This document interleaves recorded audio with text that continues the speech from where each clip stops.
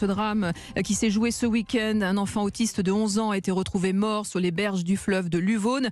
Plusieurs plaies ont été découvertes sur son corps. La mère du jeune garçon qui avait dans un premier temps signalé sa disparition a finalement reconnu avoir elle-même commis ce meurtre. Stéphane Burgat, on en sait un peu plus aujourd'hui sur cette maman qui est donc passée rapidement aux aveux. Oui, c'est une mère de famille de 39 ans, inconnue des services de police, qui élevait seule donc le garçon. Alors pourquoi a-t-elle commis l'irréparable ? Parce qu'elle n'arrivait plus à faire face aux crises à répétition de son fils unique, isolé, dépassé. Elle pensait que cela ne finirait jamais. Voilà ce qu'elle indiquait aux enquêteurs durant sa garde à vue, avouant avoir frappé son enfant dans un premier temps dans son appartement avant de l'emmener ensuite sur les berges d'un fleuve côtier, l'Uvonne, qui longe la résidence, et de le poignarder à 4 reprises avec un couteau ramassé dans sa cuisine. C'est elle qui va ensuite donner l'alerte le jour même, indiquant que le garçon avait échappé à sa surveillance.